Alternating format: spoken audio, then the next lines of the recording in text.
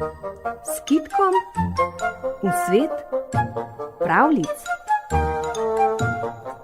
Radio Sora z vami v današnjem torkovem popoldnevu. Čas je, da se še zadnjič v letošnjem letu s kitkom potopimo v svet pravljic.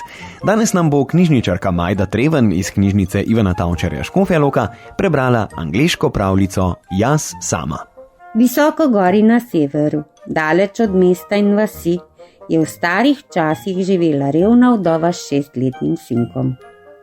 Če si stopil pred hišna vrata, si zagledal pred seboj grič, vse naokoli pa močvirje in velikanske skale. Nikjer nobene hiše, ne žive duše, kamorkoli si pogledal. Najbližji sosedje so bili gorski duhovi v prepadih in svetlikajoče se vešče v visoki močvirski travi. Vdova je vedela mnogo zgodb o prikaznih in o migetajočih veščah, ki so v temnih nočeh nemirno utripale prav pod hišnimi okni. Ni rada bedela po noči, ko je ogenj na ognjišču ugasnil. Po večerji je še enkrat naložila polen, da je svetlo uspla polov, nato pa izlezla pod odejo in zaspala. Sinko pa ni hotel v posteljo. Vsak večer ga je zaman klicala. Mirno se je igral ob ognju in je ni hotel slišati. Bil je že od rojstva malo trdoglav in čim bolj je silila vanj, tem manj je dosegla in ponavadi je deček uveljavil svojo voljo. Nekega večera pa, zima je že šla h koncu, se mati ni mogla odločiti, da bi pustila sinka samega z igračami pri ognju. Veter je butal v vrata in stresal okna. Mati pa je vedela, da v takih nočeh vile in škrati uganjajo svoje norčije. V takih le večerih je najvarneje v posteli, je rekla sinku. Toda deček je ni slišal. Mati mu je zagrozila s palico, a nič ni pomagalo. Čim bolj je prigovarjala in grozila, tem trdovratneje je odkimaval. Navsezadnje je mati izgubila potrpljenje in je zakričala: "Naj te le odnesejo hudobne vile." Sinko se je zasmejal in je odvrnil, da si že dolgo želi tovariša, s katerim bi se igral. Mati je zajokala in obupana legla v posteljo. Bala se je, kaj se bo zgodilo. Njen mali nepridiprav pa je obsedel na pručki ob ognjišču. Ni še dolgo sedel, ko je zaslišal frfotanje nad ognjiščem. Skozi dimnik se je do njega spustila drobcena, čisto majcena deklica, najmanjša, kar si jo morete predstavljati. Niti za petje ni bilo.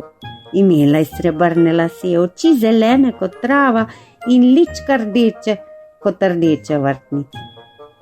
Deček jo je ves začuden gledal. "O," je rekel, "kako ti je ime?"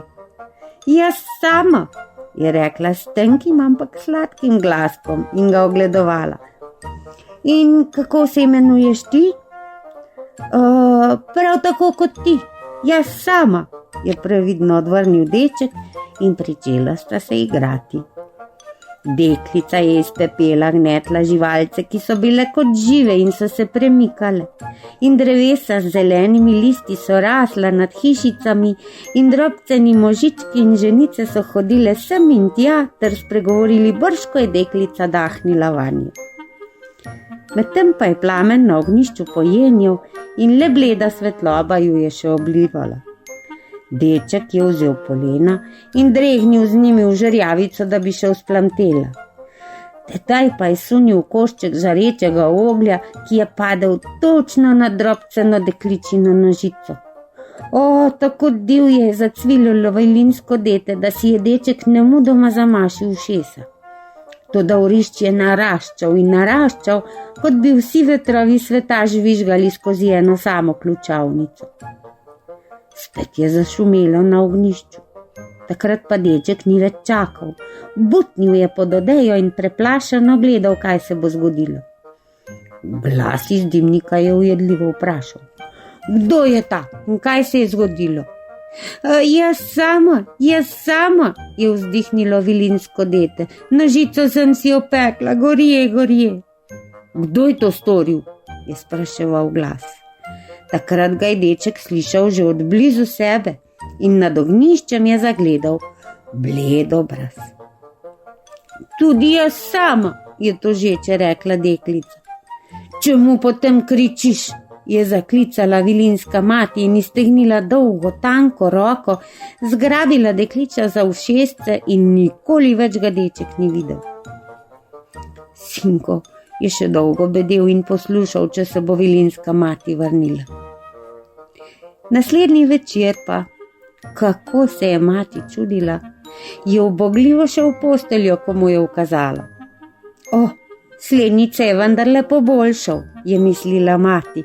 Sinko pa si je mislil, da bi se težko dobro izteklo, če bi se spet prišla z njim igrat vilinska deklica, jaz sama.